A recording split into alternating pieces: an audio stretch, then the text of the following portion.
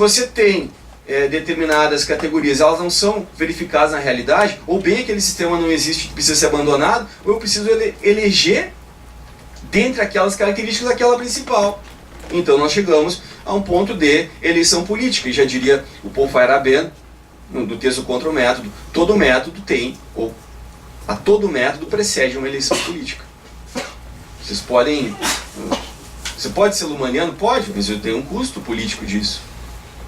Você precisa ter a consciência de que você vai ser cobrado. Eu posso ser um funcionalista na criminologia, desde que você tenha a consciência do resultado daquilo que é produzido. Se você acha que partir de um conceito de socialização ou falta de socialização é um conceito adequado para pensar as relações de poder, muito bem, seja feliz com o funcionalismo. O que não é lícito é você admitir subterfúgios que possam proteger o arsenal discursivo a partir de uma ideia de neutralidade política, como se não existisse uma conexão forte, ampla e restrita entre produção de conhecimento e poder, coisa que, bom, enfim, que o Foucault há muito tempo mencionou. Não preciso avançar muito sobre isso. A categoria dos sistemas processuais, ela sofre um pouco com isso. Ou seja, será que então seria necessário, seria suficiente você pautar, como faz a doutrina, em sua imensa maioria, a dizer que o sistema acusatório é um sistema em que há separação de funções? Quando as ordenações de 1670, elas conhecem o Ministério Público, e o Ministério Público fornece acusações fora da estrutura judicial, ou seja, são um órgão aparentemente independente, mas ao mesmo tempo é inquisitório, ou vamos nominar como acusatório. Perceba isso. A estrutura de separação de funções, e esse é um exemplo que eu estou dando a vocês, ela é altamente insuficiente para dar conta de uma realidade que é muito mais ampla, que ela escorrega e se esparrama para fora daqueles quadros que são constituídos de maneira atemporal, que são constituídos de maneira inclusive anacrônica, dados como um registro de um certo esqueleto conceitual capaz de dar conta daquilo que é irredutível ao simplismo com que nós, acadêmicos, tentamos observar as coisas na maior parte dos casos. Então também um pouco de meia-culpa em relação a como nós tentamos pensar o fenômeno, como muitas vezes nós nos recusamos à complexidade em prol de uma certa aceitação, um certo melhor entendimento de nossas ideias. Fazendo a minha culpa, eu faço isso na graduação. Eu tenho que abdicar de uma série de coisas que eu gostaria de dizer em homenagem a uma certa manutenção da ordem, vamos dizer assim. De não, vai dizer, não, então vamos largar tudo e vamos embora. Mas eu não posso fazer isso. Então é preciso reconhecer que há limites na produção acadêmica, na produção teórica, e eu faço isso com maior franqueza a todos vocês. E mesmo o que eu venho a dizer aqui não vai ser despido de qualquer debilidades profundas. O que eu venho dizer aqui, vocês são uma perspectiva tão débil quanto a outras que possam aparecer e se dar no mesmo momento. Ora, um segundo aporte metodológico, e a proposta, ou a leitura que eu faço, aqui de novo citando Foucault, é uma perspectiva anarqueológica, que significa que o poder não é essencial. A inessencialidade essencial do poder. Essa é uma perspectiva que desenvolve do governo dos vivos, mas que me parece ser fundamental para poder entender que nesse âmbito das relações de poder e saber é preciso enfrentar o poder como algo que não seja necessariamente algo que está dado, naturalizado, ontologizado como uma condição com a qual nós não temos escapatória. Ou seja, é dizer que, botar em termos mais concretos, pensar que é possível pensar num abolicionismo, mesmo enfrentando as questões que nós temos que enfrentar num país violento como é o caso do Brasil. Uma coisa não exclui a outra. E me parece que nós pensarmos na estrutura do poder punitivo brasileiro é também pensar nos limites que a gente tem que pôr sobre a dor imposta a outras pessoas, aí, como faria o meu crítico. Nesse ponto, o marco que me parece ser fundamental para delimitar um certo eixo discursivo é, evidentemente, algo que no processo penal acaba se tornando um local comum, que é o processo de constitucionalização pós-88. Eu vou me policiar aqui, mais do que nunca, para tentar não invadir a discussão sobre o processo constituinte. Mas não sei se vou conseguir. Mas existe também uma certa irresponsabilidade doutrinária,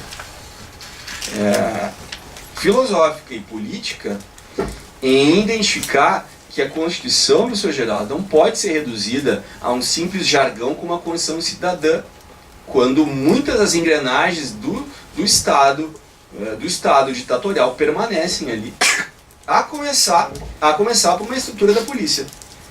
Vai começar com a estrutura da polícia. Veja, a polícia militar brasileira aparece como uma espécie de força de reserva do exército. A última Constituição do mundo a ter a mesma estrutura era do Pinochet, do Chile, 80. Algo tem que ser pensado sobre isso. Ou seja, claro, não em termos de do que foi escrito, porque existe muita coisa escrita sobre isso. Basta você pegar o texto que resta da ditadura, você vai encontrar muitas e muitas informações a respeito do processo constituinte. O que eu estou dizendo a vocês é que mesmo a Constituição não é imunizada de um local de poder. É preciso entender isso, porque ela não é um locus privilegiado para você escapar às relações de poder. Para dar um exemplo de processo penal, a Constituição ela determina, por exemplo, que, numa expressão, que as CPIs terão poderes investigatórios de juízes. Que já foi um argumento utilizado, não, professor, era só, o senhor tinha que estudar um pouco mais, e veio a Constituição e diz, olha, o sistema acusatório prevê poder investigativo do juiz, está na Constituição. Então, dizer Constituição igual a acusatório, ela cobra um preço, que é um preço de uma certa redução da complexidade. O processo constituinte, ele denuncia que não há uma espécie de homeostase conceitual capaz de edificar uma Constituição tão ampla como é a brasileira.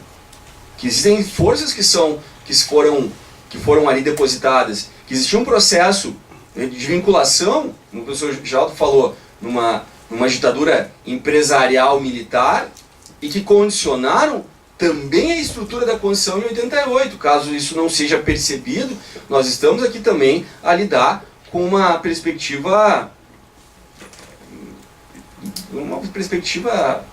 quase que ingênua, né, do local de fala. Então, esse movimento com a constitucionalização, com a Constituição de 88, ele acaba desenvolvendo ao longo do tempo um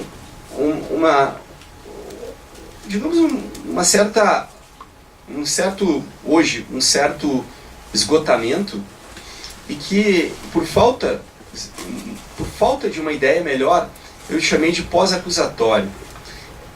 Eu não estou dizendo com isso que os sistemas acusatório e inquisitório têm que ser abandonados.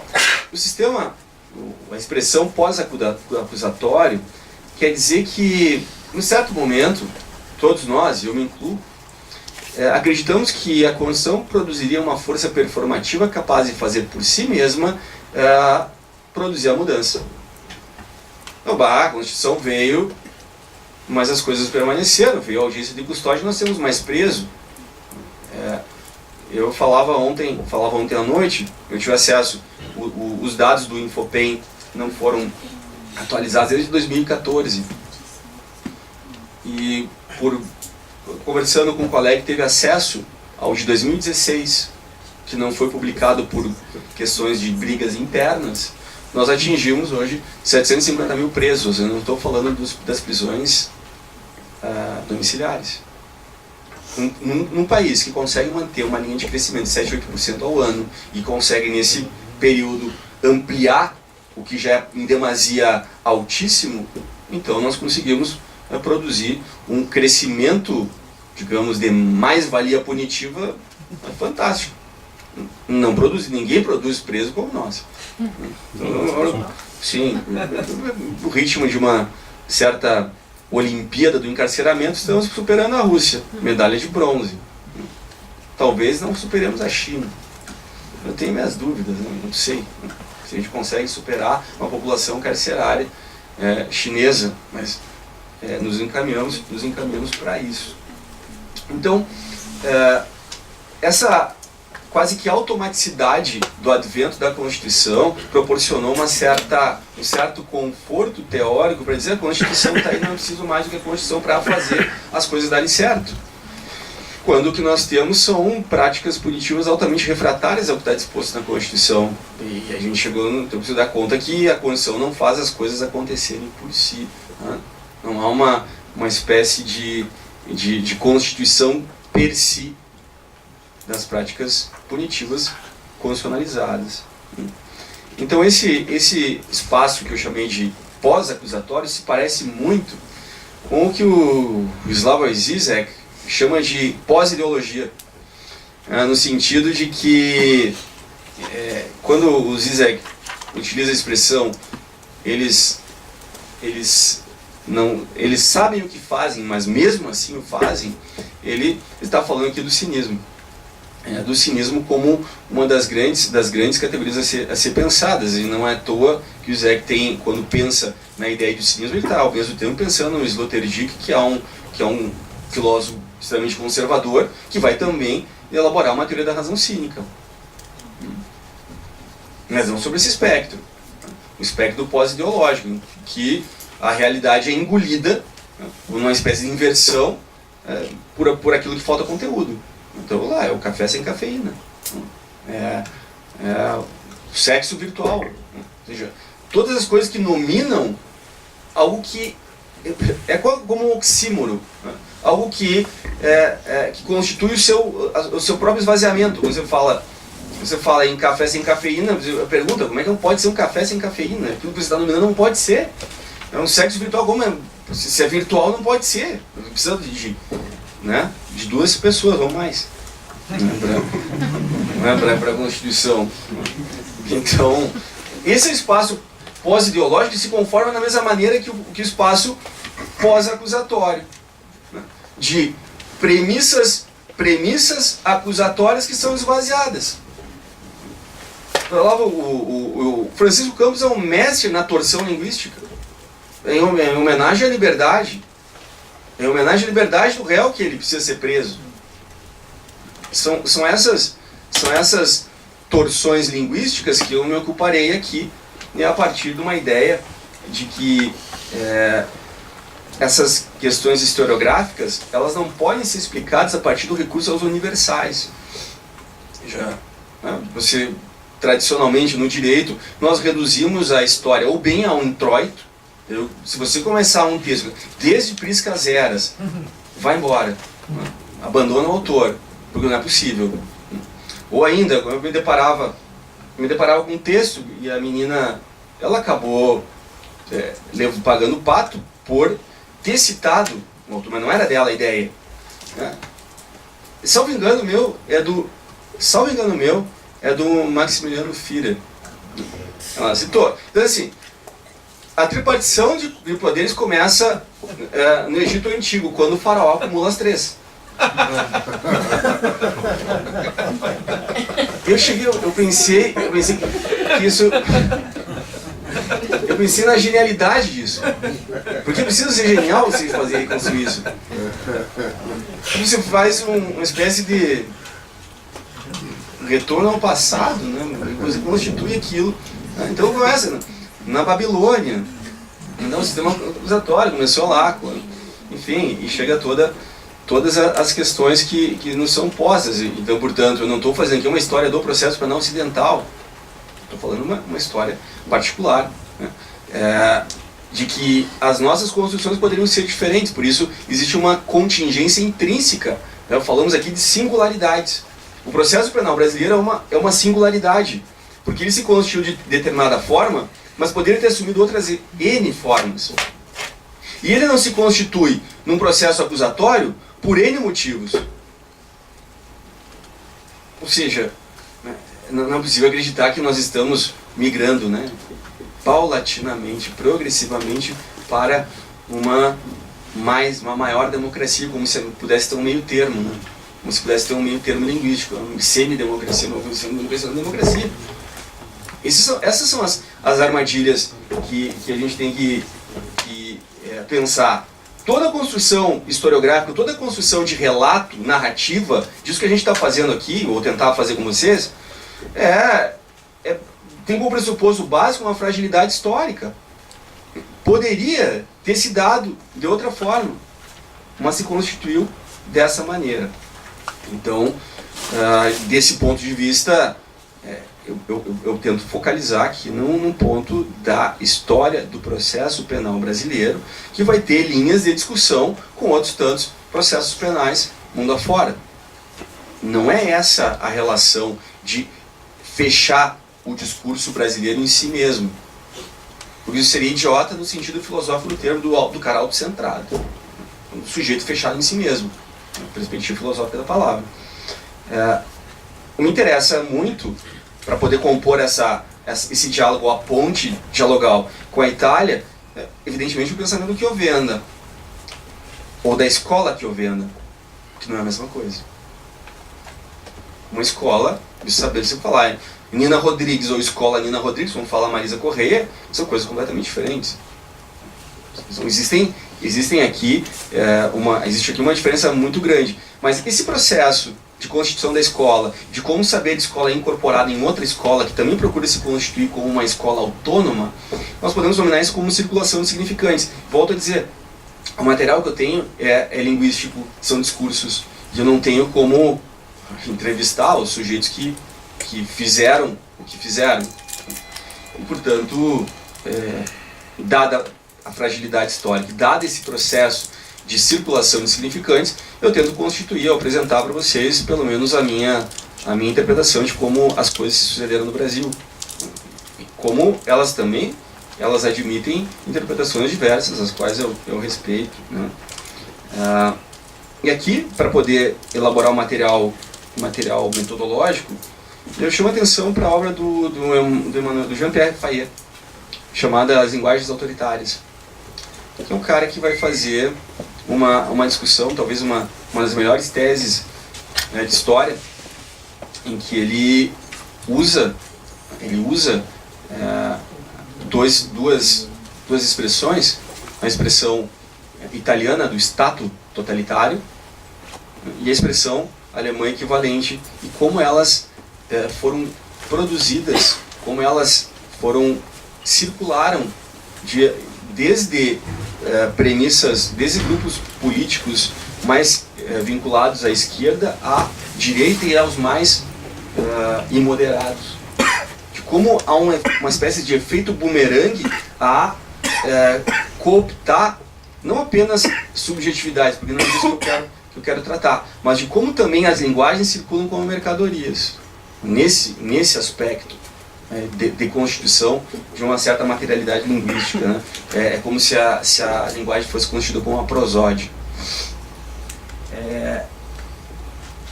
Do ponto de vista da própria historiografia, eu continuo aqui com o Fayet.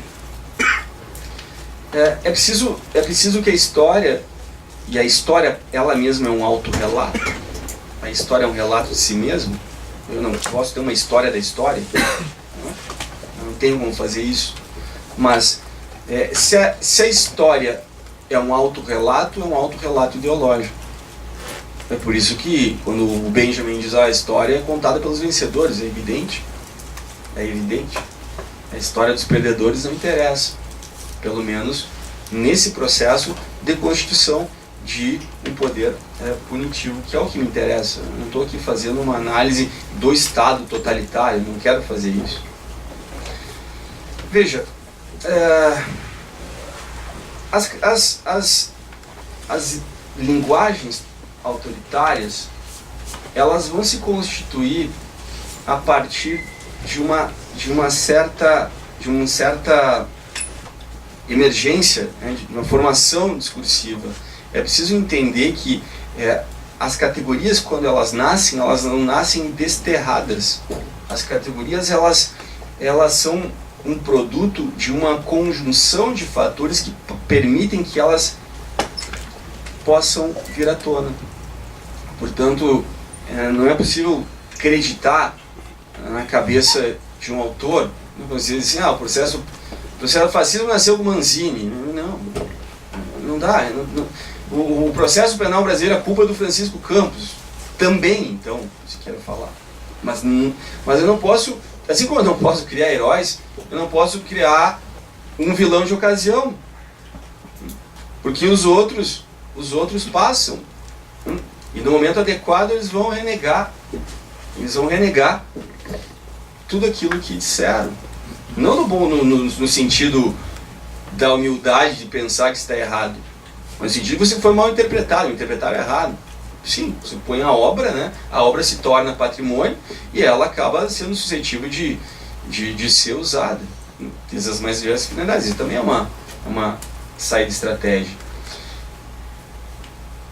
Como negação, como avanço, por que eu não vou tratar de totalitarismo? Porque a figura do totalitarismo, ela aparece muitas vezes de forma muito na vizinhança da expressão autoritarismo. O totalitarismo é uma figura que se deu na ciência política, na filosofia, e ela tem ela cobra algumas coisas que me parece que nesse momento não interessam. Especialmente porque, se nós tomarmos em consideração a expressão totalitarismo, da mesma maneira que o autoritarismo, ela vai ser polissêmica. O totalitarismo, ele sofre usos. E os usos vão passando ao largo da história, vão se ressignificando. Mas se fizesse uma análise em termos de um positivismo historiográfico, ela aparece no discurso de Giovanni Amendola, na Itália, em 1923, eu acho, num jornal chamado Maioria e Minoria. E ele está criticando a ideia de um certo esmagamento das minorias por um Estado que ele chama por falta de outro nome, totalitário. A expressão totalitarismo, ela vai assumir na linguagem da ciência política ela vai ter mais um uso mais perpetuado, um uso mais significativo do que a do autoritarismo. Basta talvez eu pegar a melhor obra que já foi escrita sobre o nacionalsocialismo alemão, que é a do Franz Neumann, chamado Behemoth. Mesmo assim ele vai trabalhar com a figura do totalitarismo. Então eu não quero aqui me colocar na condição de fazer um enfrentamento de todas as razões pelas quais eu não quero utilizar a expressão totalitarismo. Eu vou elencar algumas, né? Mas talvez aqui mereça ser... Eu fiz várias anotações e eu vou partir direto para esse ponto. De novo, o Zizek, ele diz assim: quando a categoria totalitarismo entra em cena, é a derrocada da esquerda. E isso tem um peso, porque quando o Zizek está pensando sobre isso, ele está pensando numa obra específica. Mas antes de chegar a ela, o Zizek afirma: totalitarismo é um conceito tapa-buraco. Vocês não têm o que dizer, isso é totalitarismo. Você coloca qualquer coisa, lá onde falta a linguagem você mete totalitarismo. Isso é um recurso psicanalítico primário. Você não tem, você mete qualquer coisa, você bota a verdade real. A verdade real é bom para o réu. Por quê? Porque daí vem a verdade. Assim. Ou ainda, a delação é democrática, né? As partes podem se manifestar. É o contraditório antes do processo, mas veja que maravilha, é bom para ele. Todas essas construções, quando você coloca algo num lugar que falta, em lugar de falta. E o Zizek, ele vai dizer assim, olha, especialmente, esse conceito tapa-buraco, ele vai aparecer das seguintes formas. Ele será usado da seguinte maneira. Primeiro, o totalitarismo é explicado, e aqui é a herança da escola de Frankfurt, como a modernidade se enviesando. Duas perspectivas. Primeira, o totalitarismo é o funcionamento real da modernidade. A modernidade produz o Holocausto. É o melhor livro do Bauman. O Holocausto não é um acidente na modernidade. O primado da razão instrumental conduz a isso. Por outro lado, aí uma perspectiva mais otimista, dizer que o Holocausto aconteceu porque a modernidade não desenvolveu toda a sua plenitude. Então, as condições de emancipação humana não foram todas elas potencializadas, não foram, toda a potência não foi extraída. Essa é a primeira expressão que assume a figura totalitarismo. De novo, mas como um conceito tapa-buraco, segundo ele. Segundo, entra a questão do próprio Holocausto, que eu já havia mencionado. Então, o totalitarismo é a própria consumação do Holocausto. E, portanto, o Holocausto, como não tem nenhuma possibilidade de referência linguística, porque se você fala de Holocausto, tudo que você falar sobre o Holocausto é pequeno demais, então você o banaliza, então você não pode falar. Essa é a estrutura argumentativa do Zizek. E 3, qualquer proposta que você promova em torno de uma rediscussão da democracia aparece como o perigo do controle, um maior controle. Essas são ele segue elencando, mas acho que me parece essas são as principais, por dizer, não, aliado à própria ideologia da Escola de Frankfurt, de que o totalitarismo é uma perspectiva filosófica de totalidade, portanto fechamento e portanto de supressão da diferença. Poderia dizer também que isso está associado a algumas perspectivas de minorias, enfim, em que o Zizek ele utiliza a expressão de um fechamento metafísico falologocêntrico. Mas essa confusão ontológica em termos do totalitarismo, ela é secundária em relação a como o totalitarismo se constitui como, segundo de novo o Zizek, mas não só com o Zizek, o Leandro Konder fala isso, dizendo que quando a Hannah Arendt escreve as origens do totalitarismo, ela faz com que não exista opção para além do liberalismo político e econômico. Porque você associa o nazismo ao stalinismo como se fossem duas perspectivas equivalentes e iguais. Ou seja, quando você nomeia que o stalinismo é uma versão equivalente do nazismo, você também está aceitando como uma perspectiva que não ofende em sua raiz mais ampla a democracia e o fascismo. Porque o fascismo, segundo a Hannah Arendt, não é uma categoria totalitária. O Estado italiano não era totalitário. E as razões que ela oferece, eu diria assim, foram, eu particularmente, isso também pode ou deve, né, presunção de que seja da minha ignorância, mas na dúvida é erro meu. Mas o exame que ela faz do Estado totalitário é um exame epidérmico, para ser eufemístico. Dizer que o que ela faz sobre o Estado, que ela fala e escreve sobre o Estado fascista italiano é inaceitável. Inaceitável. Porque procede a uma naturalização do fascismo como uma condição de menor dano. Como se o fascismo melhor, não. Stalinismo não, nazismo não. Quem sabe o fascismo também não está tão ruim. É como se fizesse isso. Mas mais do que isso, eu não vou elencar aqui as várias características que é preciso assumir um Estado totalitário. Isso não está nas origens do totalitarismo. É um livro que você consegue baixar em PDF. Mas o que ela traz é que o fascismo e o nazismo seriam fenômenos políticos de grandeza diferente. Eu diria a vocês, vocês vão julgar isso. Eu só vou ser agora o mero porta-voz. Né? Eu sou o mero porta-voz. Primeiramente, assim, o objetivo do fascismo era a tomada da elite, pela elite do poder. No nacional-socialismo, a supressão, o engolimento da sociedade pelo Estado. Ela vai dizer assim, olha só, inclusive a comparação, quando ela faz a comparação do stalinismo com o nazismo, ela vai dizer assim, inclusive o sistema nazista era mais justo, porque apenas a perseguição não recaía sobre todos, recaía só por questões raciais. Não estamos na dimensão do delírio, não da alucinação, não estou dizendo, estou repetindo. Mas assim, não, a Itália não conheceu grandes perseguições políticas, porque não haviam muitos condenados políticos, metade deles estavam nos manicômios. Os manicômios foram utilizados com base na ideologia positivista, na ideologia positivista, com a ideia de periculosidade.